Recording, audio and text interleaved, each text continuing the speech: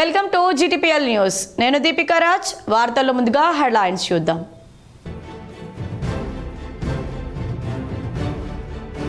కరీంనగర్లో ఘనంగా మిలాదున్నబీ వేడుకలు. నగరంలో భారీ శాంతి ర్యాలీ నిర్వహించిన ముస్లింలు.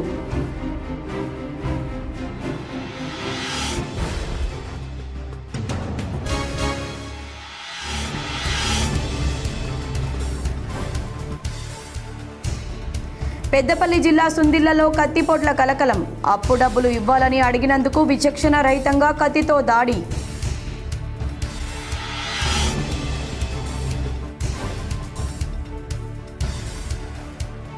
స్థానిక సంస్థల ఓటర్ పోలింగ్ కేంద్రాల జాబితాపై రాజకీయ పార్టీల ప్రతినిధులతో సమీక్ష నిర్వహించిన పెద్దపల్లి జిల్లా కలెక్టర్ కోయా శ్రీహర్ష. స్థానిక సంస్థల తుది ఓటర్ జాబితా రేపు విడుదల.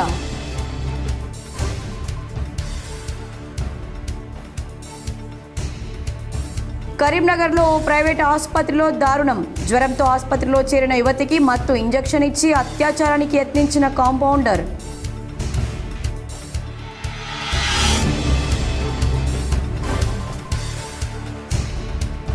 తంగళ్లపల్లి కేజీబీవీని ఆకస్మికంగా తనిఖీ చేసిన సిరిసిల్ల కలెక్టర్ సందీప్ కుమార్ ఝా. సిఇసి విద్యార్థులకు పాఠాలు బోధించిన కలెక్టర్.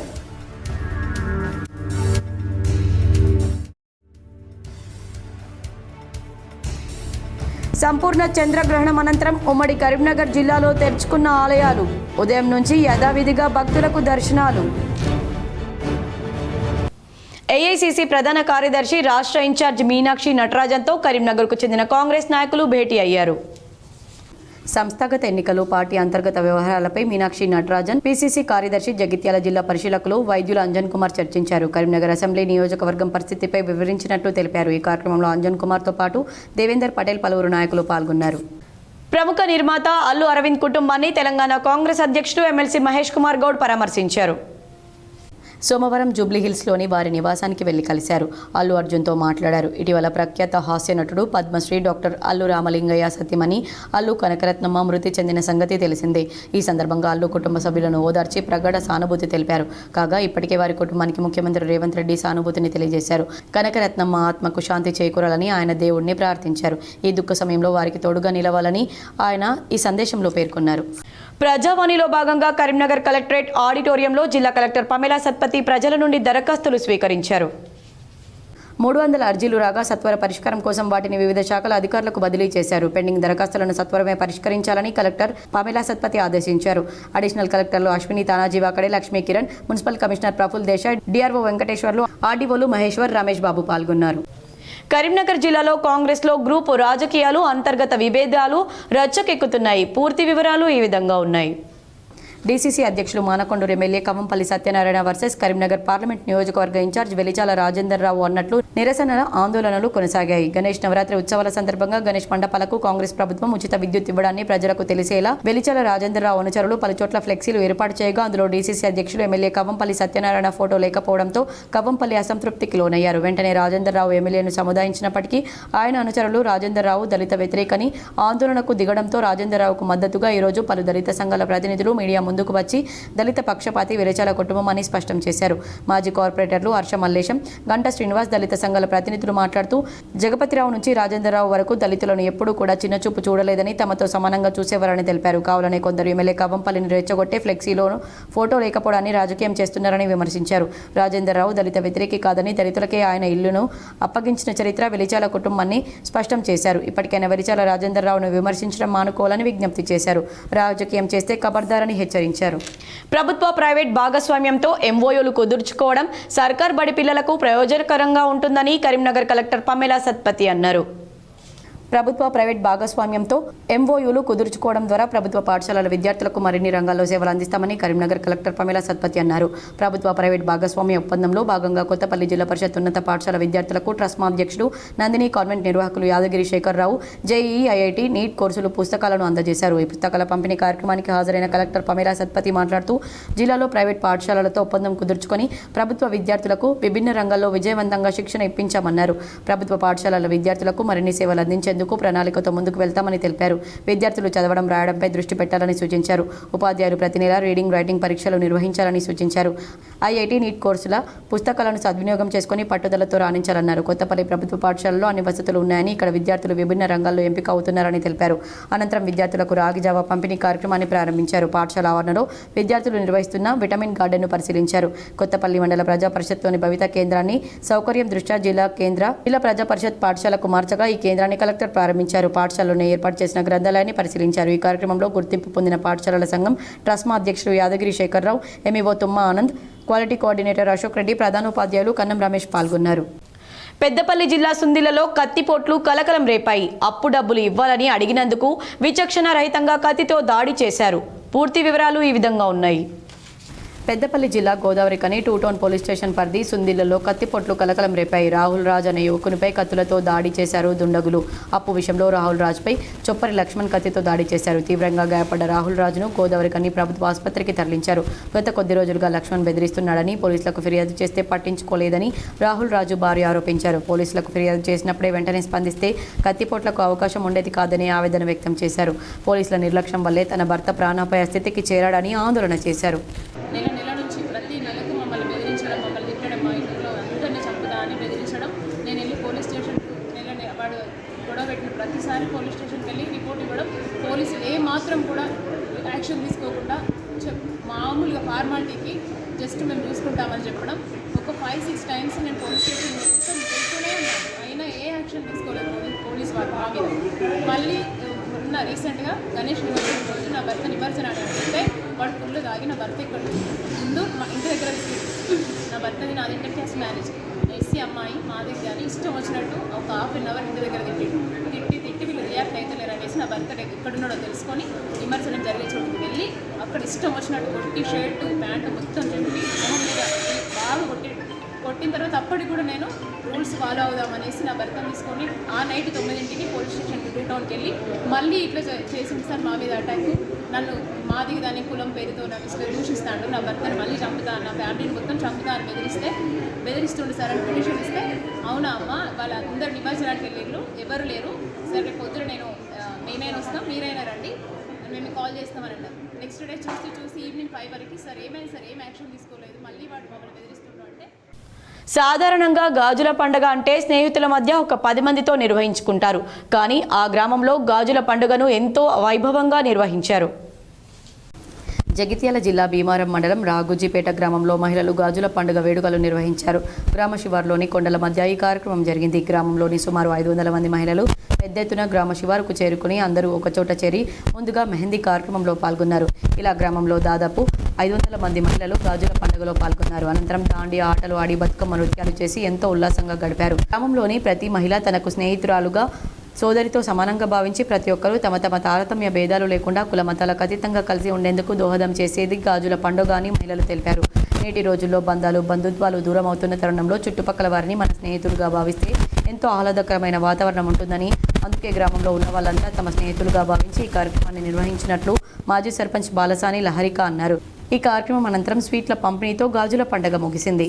గ్రామంలో గాజుల పండుగ మా విలేజ్ ఆడపడుచులకు ప్రత్యేకంగా ఇది ఒక పండగ. అందరూ సంతోషంగా వచ్చారు. మెహందీ ప్రోగ్రాం పెట్టుకున్నాం, స్వీట్స్ గాజులు వేసుకున్నాం, ఫ్రెండ్షిప్ మెహందీ పెట్టుకున్నాం. అంటే దాప ఏ ఊళ్ళో అయినా కానీ ఒకరిద్దరు ఊళ్ళో వాళ్ళందరూ గ్రామం మొత్తం మన అందరూ సమానంగా ఉండాలని, అందరము ఫ్రెండ్స్ లెక్కనే కలిసి ఉండాలని ఈ ప్రోగ్రాం పెట్టుకున్నాం. నాకు ఎంతమంది వచ్చారు, ఏమేమి కార్యక్రమాలు చేశారు? 400 దాకా వచ్చారు. 400 దాకా వచ్చారు. అది చాలా సంతోషం అనిపిస్తుంది. మహమ్మద్ ప్రవక్త జన్మదినాన్ని పురస్కరించుకొని కరీంనగర్లో మిలాదున్ నబీ వేడుకలను ముస్లింలు ఘనంగా నిర్వహించారు. కరీంనగర్లో ఉదయం ఖాళీదే గుల్షన్ బొంబాయి స్కూల్లో ఆసారే ముబారక్ దర్శనం అనంతరం పెద్ద ఎత్తున ర్యాలీ అన్నదాన కార్యక్రమాలు నిర్వహించారు. హుస్సేనీపుర బొంబాయి స్కూల్ నుంచి మొదలైన ర్యాలీ నాకా చౌరస్తా, మంచిర్యాల చౌరస్తా, డిఎఫ్ఓ చౌరస్తా, గీతాభవన్ చౌరస్తా, బస్టాండ్, 1 టౌన్ పోలీస్ స్టేషన్ ఎదురు నుంచి తెలంగాణ అమరవీరుల స్తూపం మీదుగా రాజీవ్ చౌక్, కరీముల్లా షా దర్గా వద్ద సాయంత్రం ముగిసింది. మర్కజ్ మిలాద్ కమిటీ అధ్యక్షుడు ఫరీద్ బాబా ఆధ్వర్యంలో ర్యాలీ నిర్వహించారు. ఎంఐఎం నగర అధ్యక్షులు గులాం మహమ్మద్, సూడా చైర్మన్ కోమటిరెడ్డి నరేందర్ రెడ్డి పాల్గొని మాట్లాడుతూ తెలంగాణ రాష్ట్రంలో హిందూ ముస్లింల ఐక్యతను చాటుతూ గంగా జమున తెహజీబ్లను కాపాడడంలో ఎప్పుడూ ముందుంటుందన్నారు. రాష్ట్ర ప్రభుత్వం అన్ని విధాల సహాయ సహకారాలు ఉంటాయని చెప్పారు. ముహమ్మద్ ప్రవక్త జీవితం యావత్తు మానవాళికి ఆదర్శమని, ఆ మహనీయుడు చూపిన బాటలో నడిచి ప్రతి ఒక్కరూ జీవితాన్ని పునీతం చేసుకోవాలని కోరారు. నగరంలో ముస్లింలు ర్యాలీని సిపి గౌసాలం పరిశీలించారు. నగర ఏసీపీ వెంకటస్వామి ఆధ్వర్యంలో పోలీసులు భారీ బందోబస్తు ఏర్పాటు చేశారు. రాజన్న సిరిసిల్లలో జేఎన్టీయూ విద్యార్థులు రాస్తారోకో నిర్వహించారు. ఏబీవీపీ నాయకులు మద్దతు తెలిపారు. రాజన్న సిరిసిల్లలో అగ్రహారం ప్రభుత్వ డిగ్రీ కళాశాలలోనే జేఎన్టీయూ క్యాంపస్ విద్యార్థుల జీవితాలను కాంగ్రెస్ ప్రభుత్వం సర్వనాశనం చేస్తుందన్నారు. జేఎన్టీయూ డిగ్రీ విద్యార్థులకు తరగతి గదులు సరిపోక చెట్ల కింద చదువులు కొనసాగుతున్నాయన్నారు. 4 సంవత్సరాల నుండి విద్యార్థులు నరకయాతన పడుతున్నారన్నారు. కళాశాల సామర్థ్యం సుమారు 800 వరకు ఉంటుంది, కానీ 2 కళాశాలల విద్యార్థుల సంఖ్య 1500కు పైమాటే అన్నారు.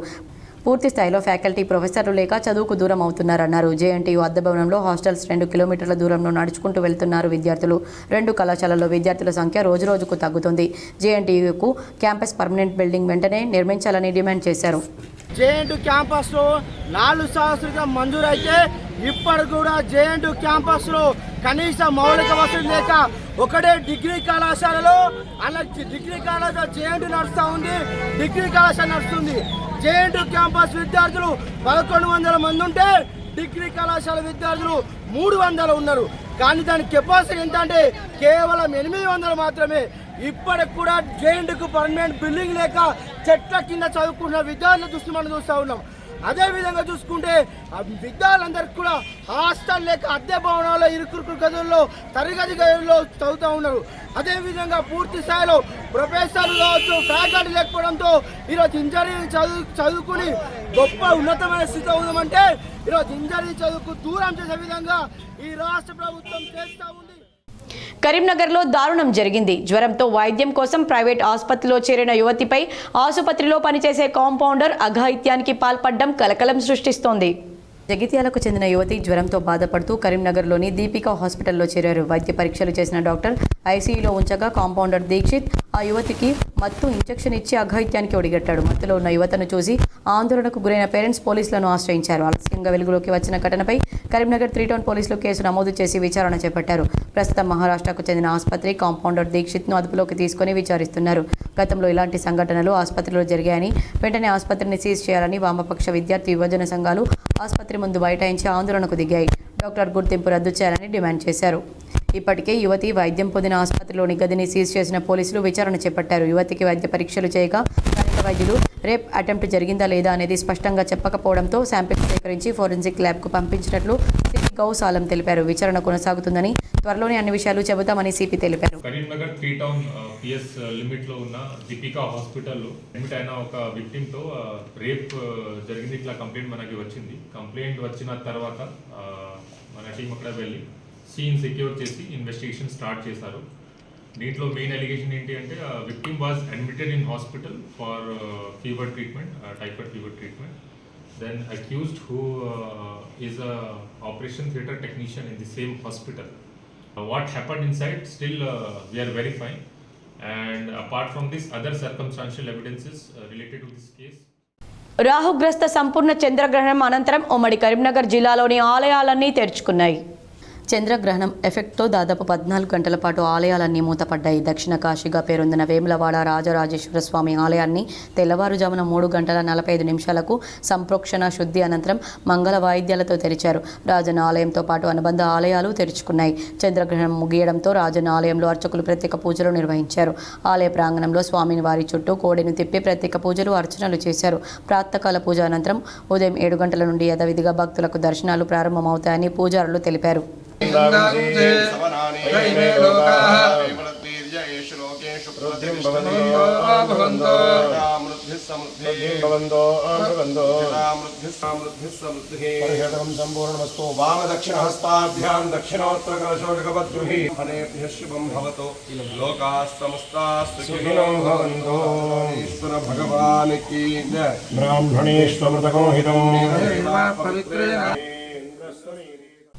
తంగళ్లపల్లి మండల కేంద్రంలోని కస్తూర్బా గాంధీ బాలికల విద్యాలయంలో కలెక్టర్ సందీప్ కుమార్ జా ఆకస్మిక తనిఖీ నిర్వహించారు. తంగలపల్లి కేజీబీవీ విద్యాలయంలో కిచెన్, వంటగది, స్టోర్ రూమ్, భోజనానికి వినియోగించే ఆహార పదార్థాల నాణ్యతను పరిశీలించారు. ఆర్ఓ ప్లాంట్ వినియోగంలో ఉందా లేదా అని ఆరా తీశారు. అన్ని తరగతి గదుల్లో బోధన కొనసాగుతుండగా పరిశీలించారు. విద్యార్థులు, ఉపాధ్యాయులు, సిబ్బంది హాజరుపై ఆరా తీశారు. సిఈసి విద్యార్థులకు ఎకనామిక్స్ పాఠాలు బోధించి పలు ప్రశ్నలు వేసి సమాధానాలు రాబట్టారు. విద్యాలయం ఆవరణలో గడ్డి, ఇతర వ్యర్థాలు వెంటనే తొలగించాలని పంచాయతీ కార్యదర్శిని కలెక్టర్ ఆదేశించారు. Wheat in North India, rice in Eastern and Southern India. Per acre was very low. So, ఒక ఎకర్లో చాలా తక్కువ మీకు పంట వచ్చేది. Okay, so what happened? By help of genetic engineering,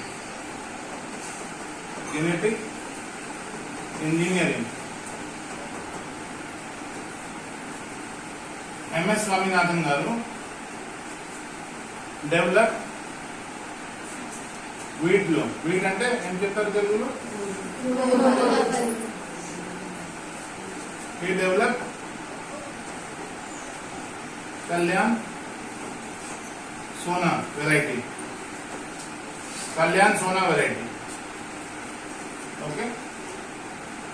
this variety, what is the speciality about Kalyan Sona? HYV. What do you mean by HYV? High yielding variety. First. Second, dwarf. Dwarf and then? What do you mean by dwarf? What do you mean by dwarf variety? స్థానిక సంస్థల voter polling కేంద్రాల జాబితాపై రాజకీయ పార్టీల ప్రతినిధులతో పెద్దపల్లి జిల్లా collector కోయ శ్రీహర్ష సమీక్షా సమావేశం నిర్వహించారు. స్థానిక సంస్థల తుది ఓటర్ జాబితా రేపు ప్రచురణ జరుగుతుందని పెద్దపల్లి జిల్లా కలెక్టర్ కోయ శ్రీహర్ష తెలిపారు. పెద్దపల్లి సమీకృత జిల్లా కలెక్టరేట్లో స్థానిక సంస్థల ఓటర్ పోలింగ్ కేంద్రాల జాబితాపై కలెక్టర్ రాజకీయ పార్టీల ప్రతినిధులతో సమావేశం నిర్వహించారు. స్థానిక సంస్థలైన ఎంపీటీసీ, జెడ్పీటీసీ ఎన్నికల నిర్వహణకు డ్రాఫ్ట్ ఓటర్ జాబితా, పోలింగ్ కేంద్రాల వివరాలను విడుదల చేయడం జరిగిందన్నారు. 650 ఓటర్లకు ఒక పోలింగ్ స్టేషన్ ఏర్పాటు చేయడం జరుగుతుందని తెలిపారు. గత ఎన్నికలతో పోలిస్తే వివిధ గ్రామాల్లో మున్సిపాలిటీల్లో విలీనం అవ్వడం కారణంగా 3 ఎంపీటీసీ స్థానాలు తగ్గాయని, ప్రస్తుతం జిల్లాలో 137 ఎంపీటీసీ, 13 జెడ్పీటీసీ స్థానాలకు స్థానిక సంస్థల ఎన్నికలు జరుగుతున్నాయని తెలిపారు.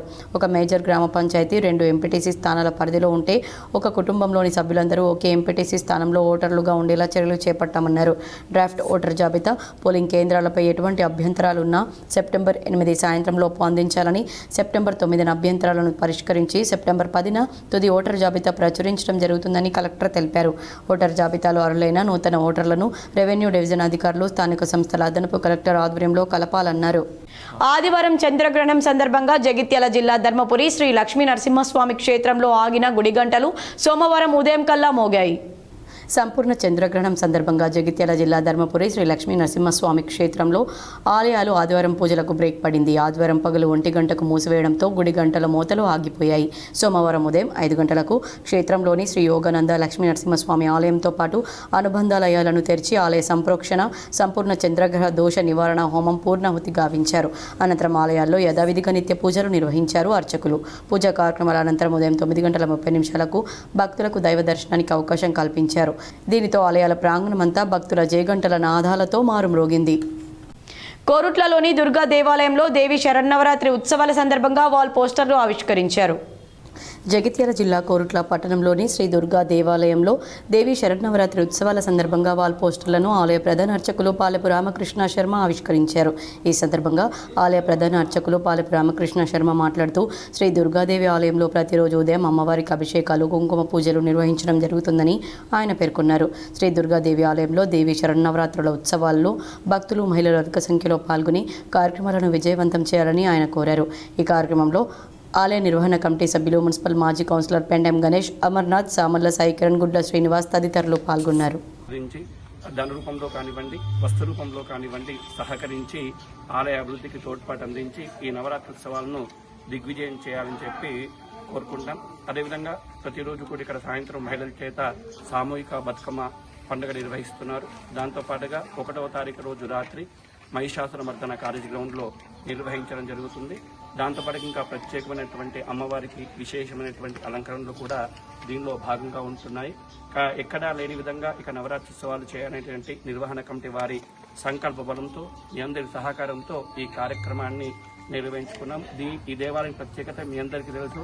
మరి ఇసుక వేస్తే రానంత జనంతో రాత్రి 10 కాగానే పట్టణ ప్రజలు ఎక్కడున్నా కూడా ఈ దేవాలయంకి రావడం ఆనవాయితీగా మారిపోయింది. ఈ సంవత్సరం కూడా అదేవిధంగా రాత్రి 10 గంటలకు విశేష హారతులతో ఇంకా కొత్త హారతులతో మరి ఈ కార్యక్రమం ఇంకా ముందుకు తీసుకెళ్తున్నాం. కాబట్టి పట్టణ ప్రజలు, దాతలు అందరూ కూడా ఈ యొక్క శరణవరాత్రోత్సవాల్లో పాల్పంచుకొని ధన రూపంలో, వస్తు రూపంలో ఇచ్చి అమ్మవారి కృపకు పాత్రలు కావాలి. వార్తలు ముగించే ముందు హెడ్లైన్స్ మరోసారి.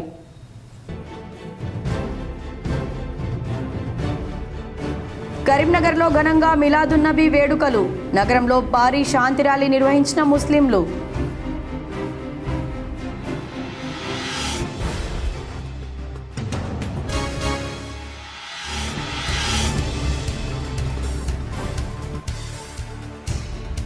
పెద్దపల్లి జిల్లా సుందిళ్లలో కత్తిపోట్ల కలకలం. అప్పు డబ్బులు ఇవ్వాలని అడిగినందుకు విచక్షణ రహితంగా కత్తితో దాడి.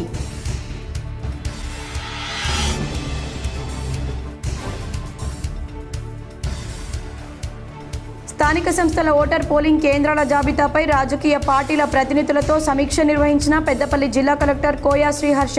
స్థానిక సంస్థల తుది ఓటర్ జాబితా రేపు విడుదల.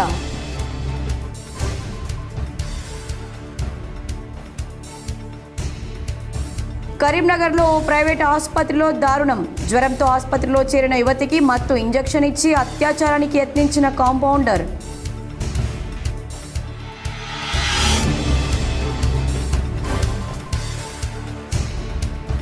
తంగళ్లపల్లి కేజీబీవీని ఆకస్మికంగా తనిఖీ చేసిన సిరిసిల్ల కలెక్టర్ సందీప్ కుమార్ ఝా. సిఇసి విద్యార్థులకు పాఠాలు బోధించిన కలెక్టర్.